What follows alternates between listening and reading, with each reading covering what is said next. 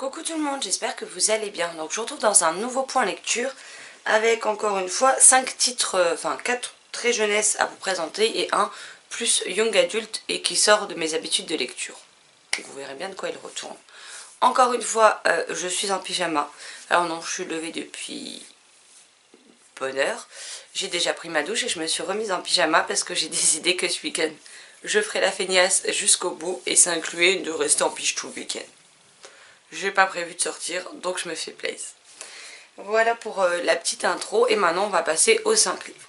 Donc j'ai tout d'abord lu L'école des mini-garous de Julien Hervieux et Juliette Lagrange, publié aux éditions Mini Poulpe, donc Poulpe Fiction dans la collection Mini Poulpe, pardon. Donc c'est à partir de 7 ans. Donc ici on y est dans un village, une ville, je ne sais plus trop, où il y a une légende et que si vous faites mordre par une créature un soir de pleine lune, bah, vous vous transformez en cette créature. Les enfants ou les adultes sont ensuite accompagnés jusque dans la forêt par les parents qui s'en débarrassent et on ne sait pas ce qu'ils deviennent. Et en fait, ils vont à l'école des mini-garous. Donc vous avez plein de sortes de garous, hein. Vous avez le lion, vous avez un poulpe garou, vous avez c'est un chien je crois, un lapin, un chat, enfin, vous avez pas mal de garous différents. Et donc on va suivre tous ces enfants. Alors il y a deux clans, il y a le clan des garous, vous savez, les plus populaires, les plus ceci, les plus cela, et vous avez un petit groupe de 3, donc on a Béa, Franz et Pavel, qui sont les 3 mis à l'écart par les autres. Et ils vont se lancer un défi que les populaires sont incapables de résoudre. J'ai trouvé ça vraiment mignon, vraiment sympa, ça se lit extrêmement vite. Les illustrations sont plutôt sympas. Je vous montre un peu. Bon, la police d'écriture est assez grosse, mais en même temps, c'est à partir de 7 ans. Vous avez voilà, ce type de dessin que j'ai plutôt bien aimé. Et je dois dire que voilà, c'était une histoire très agréable à lire. J'ai bien aimé l'histoire, j'ai bien aimé le fait que voilà, on nous mette des enfants à l'écart, les faire comprendre aux plus jeunes là, que c'est pas forcément normal et que c'est pas normal non plus de les critiquer tout le temps, de les harceler au quotidien. Et je trouvais que c'était une très bonne entrée en matière pour cette thématique là en tout cas, et à cet âge là. Voilà, je peux que vous le recommander. Moi j'avais déjà lu Orage Petit Seigneur des Ténèbres de Julien Hervieux chez Poulpe Fiction, mais dans la collection basique, que j'avais beaucoup aimé, qui m'avait fait beaucoup rire. Et c'est donc tout naturellement quand je l'ai vu au salon que je lui ai fait dédicacer et que j'ai voulu découvrir celui-ci. Donc voilà, si vous aimez les histoires enfantines ou que vous avez des enfants dans votre entourage avec des garous, cette lecture est juste parfaite, et encore plus avec Halloween qui approche. Ensuite, je suis restée en fait pas mal dans les créatures fantastiques, hein. On a Maman est une fée, le tome 1 de Sophie Kinsella, qui s'appelle Une baguette très magique, publié chez PKJ. Donc c'est les petits livres comme Sarah Normal ou Arsène la Griffe par exemple. Donc ici on y suit Ella qui vit avec ses parents. Et ils ont un secret, c'est que sa mère, sa tante et sa grand-mère sont des fées. Alors elles ont l'allure tout à fait normale d'une humaine, mais elles peuvent se transformer en fées et elles ont simplement leur téléphone qui se transforme en baguette magique et des ailes qui leur poussent. Mais elles ont la taille, pas d'être tout petit, mais vraiment la taille d'humain, mais avec des ailes. Et là, elle ne rêve que d'une chose, c'est d'être une fée à son tour, de pouvoir lancer des sorts, etc. Et c'est une apprentie fée pour le moment, puisque ce sera qu'à sa... je sais plus à quel âge. Sa majorité, je crois, qu'elle sera vraiment une fée à part entière. Si sa tante et sa grand-mère sont assez douées avec la magie, c'est pas forcément le cas de sa mère. Sa mère, à chaque fois, veut bien faire, mais a du mal avec les sortilèges et fait souvent d'énormes bêtises. Et pour une fois, c'est l'inverse. C'est pas une enfant qui fait plein de bêtises et qui désespère sa mère, c'est plutôt la maman qui fait pas mal de bêtises et qui compte sur le soutien de sa fille pour l'aider à remettre tout en ordre. C'était vraiment tout mignon. Il y a des illustrations tout au long du livre, je vais vous montrer. Donc déjà l'intérieur est décoré comme ceci.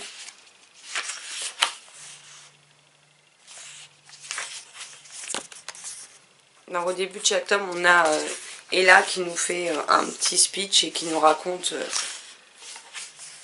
un petit peu comment est sa vie et qui elle est. Et puis après, on démarre dans l'histoire.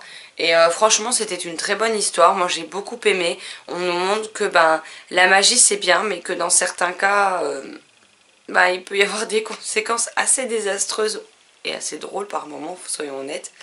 Mais voilà, j'ai aimé cette histoire. Ici, on sait que voilà, Ella nous présente son univers, elle nous présente les personnages qui composent cet univers.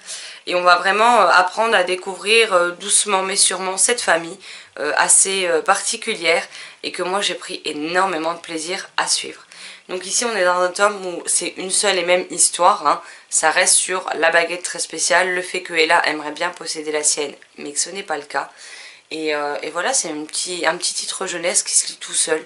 Et j'aime beaucoup. Je sais pas combien il y a de tomes en tout, mais vous verrez tout à l'heure que j'ai lu le tome 2 aussi. Ensuite j'ai lu le tome 2 puisque le 3 vient de paraître. Il s'agit de Amelia Fang, le tome 2, donc Amelia Fang et les Seigneurs Licornes, de Laura Ellen Anderson chez Casterman. Donc je sais pas si vous allez pouvoir voir, mais tout ce qui est en violet est comme gravé et tout brillant. Donc j'avais lu le tome 1 qui se passait pile au moment d'Halloween, donc il était juste mais parfait. Et je me suis donc plongée avec plaisir dans ce tome 2. Donc ici on y retrouve Amélia, Tangine, Trouille, je laisse mon marque-page dedans, ça va pas le faire. Les parents, on a... Oh, comment elle s'appelle? Florence, je crois. Florence. Et la mini faucheuse, je sais plus comment elle s'appelle, je suis désolée. Donc ici on va les suivre, ils partent en quête de ce qu'on apprend dans la fin du tome 1. En fait il y a quelqu'un qui a disparu et ils vont essayer de mener leur petite enquête pour les retrouver. Enfin pour retrouver cette personne plutôt. Et ils vont se lancer dans une quête où ils vont devoir aller à Pailletteville. Alors pour des créatures nocturnes, des créatures des ténèbres, comment vous dire qu'ils sont pas très enjoués à l'idée. Mais on va leur confectionner des tenues les faisant passer pour des créatures pailletées, enfin des créatures... comment dire, des créatures de lumière, voilà, c'était ça que je cherchais, pour pouvoir passer inaperçu et se rendre à Pailletteville pour mener leur petite enquête. On va également y retrouver des licornes. J'ai bien aimé la façon dont l'univers est construit, le fait que voilà, au final, au fur et à mesure de leur quête, il y a des événements qui vont se passer, qui vont leur compliquer sérieusement la tâche. Il y a des moments où ils risquent très gros quand même, et on découvre de nouveaux personnages comme Fabio par exemple, la licorne. On va découvrir les Seigneurs Licornes, on va en apprendre plus sur ce côté de l'univers, parce que dans le premier tome on était vraiment sur les créatures des ténèbres, et là on est plus, on est essentiellement dans le monde des créatures de lumière. Donc on va pouvoir voir les différences qu'il y a, comment chacun appréhende l'autre type de créature. Et j'ai trouvé que ça c'était plutôt bien mené. J'ai passé un très bon moment avec. Après moi la seule chose que je pourrais reprocher, c'est que moi j'aime la licorne blanche, majestueuse de la mythologie, des légendes. Et je suis pas fan du tout des licornes, je pète des paillettes et je rote des arcs-en-ciel. Donc comment vous dire que forcément ça m'a un petit peu plus posé problème, parce que c'est pas quelque chose que j'affectionne, même si je sais qu'ils ont la cote auprès de pas mal de gens, que ce soit adultes ou enfants. Mais moi c'est pas les licornes comme ça que j'aime, donc c'est sûr que c'est peut-être ce côté là qui m'a un peu moins plu dans ce tome 2. Maintenant néanmoins l'histoire elle était plutôt très intéressante. Là ça se termine, alors à chaque fois on a une fin, plus ou moins une vraie fin, mais on nous laisse toujours un indice sur ce qu'on va pouvoir retrouver dans la suite. Donc là j'ai mon indice sur ce qu'on va pouvoir retrouver dans la suite, et j'ai hâte de me plonger dans ce tome 3. Je sais encore une fois pas du tout combien de tomes sont prévus. Je vous avoue que je n'ai absolument pas préparé ça, donc j'irai voir plus tard et puis c'est tout. Mais comme Maman est une fée, c'est une série que j'aime beaucoup et que je me ferai une joie de poursuivre. Alors c'est difficile parce que j'ai l'impression de ne pas vous en dire grand chose, mais en même temps ce sont, à part Amelia Fang qui fait 200 pages je crois, et bon encore une fois c'est écrit gros, ça reste des livres très courts. Donc si je commence à trop détailler l'histoire, je vais forcément à un moment donné ou à un autre vous spoiler quelque chose qu'il ne faut pas. Et j'ai vraiment pas envie de ça, donc je préfère faire un résumé très limité et plus vous donner mon ressenti tout au long de la lecture, plutôt que de vous en dire trop sur l'univers. Ensuite je me suis lu Maman est une fée, le tome 2, un anniversaire féerique de Sophie Kinsella, toujours chez PKJ. Donc ici, encore une fois, j'ai beaucoup aimé l'histoire, j'ai beaucoup aimé les thématiques abordées. On continue dans le fait qu'il n'y a pas que les enfants qui commettent des erreurs.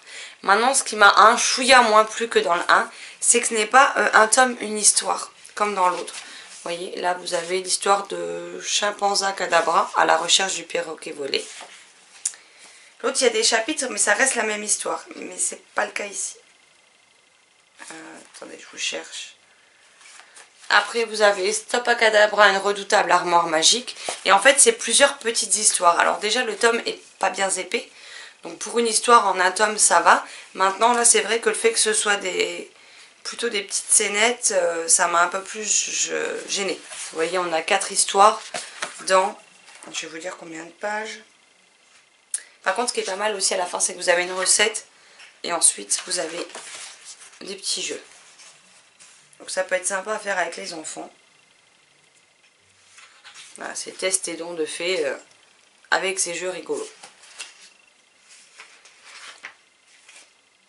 Voilà, le livre fait 147 pages. En 147 pages écrites quand même assez grosses, vous avez 4 histoires. Donc c'est vrai que je trouve que j'aime bien avoir un début et une fin. Là, je n'ai pas forcément eu les débuts. Donc c'est vrai que ça m'a un petit peu plus gênée, mais sinon ça reste quand même très sympathique. On a la première histoire où la maman, pour aider à retrouver un perroquet, va malheureusement les transformer toutes les deux en animaux, ce qui va s'avérer être assez épique et compliqué pour inverser le sort. Ensuite, on a une histoire avec une armoire qui a des pouvoirs magiques et qui est très têtue, qui n'en fait qu'à la tête. Après, on a Vanille Kadabra. Alors là, ah oui, ils sont en vacances. C'est une partie où ils partent en vacances et où la mère a promis de ne pas utiliser ses pouvoirs pendant une semaine, mais bien entendu, elle ne va pas tenir parole auprès de son père.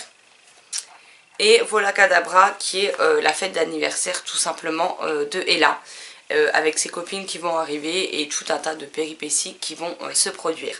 On a aussi une petite fille qui est la voisine de Ella, qui n'est pas forcément très sympathique avec elle, que ce soit dans le premier ou dans le deuxième tome, et qui essaye à tout prix de démasquer leur secret et de faire en sorte que tout le monde la croie, tout simplement au péril de Ella, dont elle s'en fout royalement en fait. On a toujours la petite peste de service dans les livres jeunesse. Maintenant, encore une fois, ce sont des lectures toutes mignonnes, sans prise de tête, avec certaines thématiques abordées que moi j'ai trouvé très intéressantes, bien menées, bien amenées, bien trouvées pour un lectorat de cet âge-là, parce que ça doit être, je sais pas, à partir de 7-8 ans, quelque chose comme ça.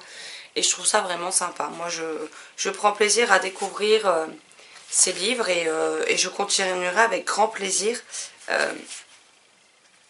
cette série. Alors après, je sais pas combien de tomes il y en aura, mais je continuerai tant que c'est quelque chose qui me plaît. Et le dernier, c'est donc celui que je vous disais qui est Young Adult, qui est dans un registre que je lis rarement. Maintenant, le seul problème de ce livre, c'est la police d'écriture qui est minuscule. Donc comment vous dire que le soir, je peinais à avancer dans ma lecture, bien que je l'ai lu en 2 jours, hein. Mais il aurait pu être lu beaucoup plus tôt si la police d'écriture avait été plus grosse. Parce que là, c'est vraiment très petit. Et donc, il s'agit de la nouvelle sortie en poche, cette fois, de Little Monster de Cara Thomas chez Castlemore. Donc, je l'avais reçu en partenariat. Et on nous dit un thriller psychologique intense entre Pretty Little Liars et Gone Girl. Gone Girl, je connais pas. Pretty Little Liars, je vous avoue que j'ai décroché la moitié de la dernière saison. Donc, je connais quand même plus ou moins les choses. Donc ici on a Casey qui emménage à Broken Falls avec son père qu'elle n'a jamais vu, sa belle-mère, son beau-frère et sa demi-sœur. En fait, Casey habitait avec sa mère, sauf qu'il s'est passé pas mal de choses avec sa mère qui fait que on lui a dit d'aller vivre avec son père. Donc se retrouver dans une famille où elle ne connaît personne, où elle a l'impression qu'elle sera toujours l'intruse, celle qui vient bouleverser leur vie, voire démolir leur vie, hein. Elles ne se sentent pas forcément toujours à sa place et ça va mettre un certain temps avant que voilà, elle les apprécie, qu'elle voit qu'elle est appréciée en retour et qu'on ne lui veut que du bien, on ne lui veut absolument pas de mal. Elle est amie avec Jade et Bailey, 2 jeunes filles qui sont dans sa classe, avec qui elles sont très proches, avec qui elles font parfois le mur et des bêtises pendant que les parents les pensent chacune dans leur lit. Et on va suivre donc leur histoire, mais aussi le fait que Bailey, suite à une sortie où Casey n'a pas été, en fait elle était en compagnie de Jade et Bailey finit par disparaître. Donc on ne sait pas ce qui s'est passé, on a des soupçons sur qui pourrait avoir fait le coup, puisqu'elle avait eu un différend avec un des garçons très réputés de la ville un an auparavant, qui est quelqu'un quand même de très populaire. Donc les soupçons se tournent sur lui. Je vais m'arrêter là parce que bah voilà, c'est un thriller, il y a quand même une enquête, ça sert à rien de vous en révéler plus, parce que déjà je trouve que... Alors j'ai bien aimé, j'ai passé un bon moment de lecture avec, c'est vrai que ça me change de mes lectures habituelles et j'ai passé, franchement c'était un chouette moment.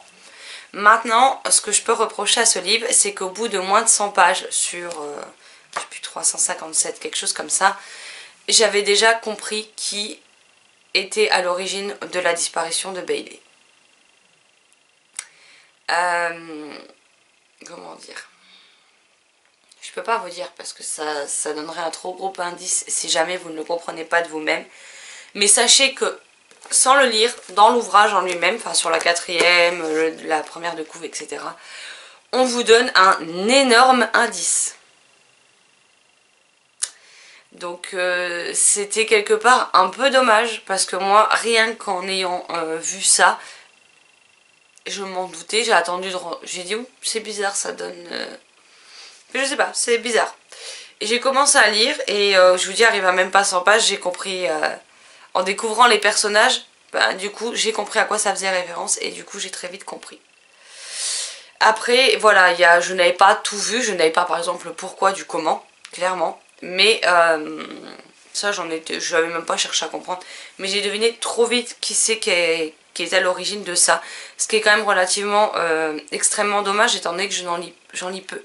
Donc je ne suis pas habituée à chercher qui a fait ci, qui a fait ça et le pourquoi du comment. Et pourtant je l'ai deviné. Maintenant, comme je vous dis, ça reste une histoire sympa, une histoire qui se passe à la rentrée scolaire jusqu'aux vacances d'hiver à peu près. Donc on est en plein hiver. Ça va être parfait pour la saison qui arrive.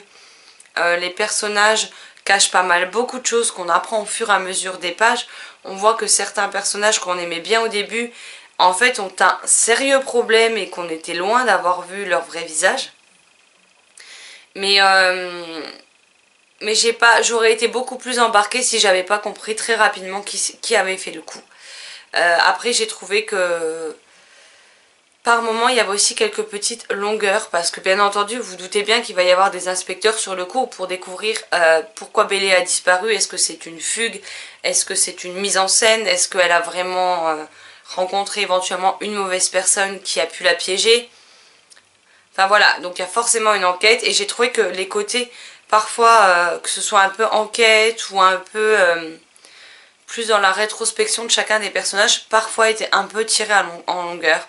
En plus, moi, il y a quelque chose concernant un personnage où je suis presque convaincue de savoir quelque chose, mais à aucun moment on nous le révèle. Et quelque part, je trouve ça dommage parce que on ne nous dit pas exactement... je sais même pas comment l'exprimer parce que... En fait, il y a un personnage qui a fait quelque chose et qui a menti pour une raison X ou Y. Et... j'ai ma petite idée sur le pourquoi il n'a pas dit les choses clairement, pourquoi il l'a caché. Mais à aucun moment on nous explique pourquoi il a caché ça ou pourquoi éventuellement il a pu mentir. Et je trouve ça dommage parce que quelque part c'est une question qui pour moi reste en suspens. Et vous savez que je n'aime pas ça, clairement. Hein. Donc j'ai bien ma petite idée. Maintenant j'aurais aimé que l'autrice aille jusqu'au bout des choses et que l'autrice nous donne cette information qui aurait pu en plus faire comprendre d'autres choses en parallèle derrière. Alors après moi je l'ai soupçonné et je pense pas me tromper parce que je pense que c'est quand même relativement assez évident, sans compter que j'avais compris très rapidement qui était derrière toute l'histoire autour de Bailey et de sa disparition. Donc je pense pas me tromper non plus pour là-dessus, mais j'aurais aimé que ce soit clairement dit. Maintenant voilà, si vous lisez peu de thrillers, ou que vous voulez tester, ou que vous aimez le thriller young adult, je peux quand même vous le recommander parce que c'était... comme je vous dis, c'était plutôt sympa. Après, il y a des personnages touchants, il y a des personnages extrêmement agaçants. Enfin, surtout des personnages qui deviennent agaçants au fil des pages. Et que, voilà, ils ont mis ça dans une petite ville. On va voir qu'il y avait quand même pas mal de choses cachées. Donc ça a été intéressant à découvrir par contre. J'ai aimé voir le vrai visage de chacun des personnages par petits morceaux au fur et à mesure de l'histoire jusqu'à la révélation finale. Alors certes, il y a quelque chose sur un des personnages que j'avais pas vu venir, parce que je pensais pas que la personne était aussi... avait un problème aussi important, parce que là on est vraiment dans, pour le coup on vous dit, un thriller psychologique. Il y a vraiment un problème psychologique derrière chez ce personnage là, donc ça je l'avais pas vu venir. Donc ça a été agréable, mais le plus gros je l'avais deviné, c'est un peu dommage. Maintenant ça reste très sympa, et si vous avez l'occasion de le lire, n'hésitez pas, foncez, hein. En plus maintenant il est en poche, donc il coûte moins de 8 €. C'est l'occasion jamais de le tenter. Voilà, ce point lecture est à présent terminé, j'espère qu'il vous aura plu. Alors en ce moment je peux vous présenter pas mal de livres tout simplement parce que je lis beaucoup de courts romans, ce qui fait que j'ai quand même du contenu à vous proposer, je fais quand même descendre ma pile à lire, même si c'est pas forcément les titres sur lesquels je me serais penchée de prime abord, mais bon c'est comme ça, c'est pas grave et puis on fait avec. Tout simplement. N'hésitez pas à me dire si vous connaissez ces titres, si vous les avez lus, ce que vous en avez pensé, s'ils vous tentent ou au contraire ne vous tentent pas du tout. N'hésitez pas non plus à me parler de vos dernières lectures à vous, qu'elles soient bonnes, mitigées, que ce soit des déceptions ou des coups de cœur, et je me ferai une joie d'en discuter avec vous dans les commentaires. Sur ce, je vous souhaite un excellent mercredi, de très belles lectures et je vous dis à très vite dans une prochaine vidéo. Bye bye!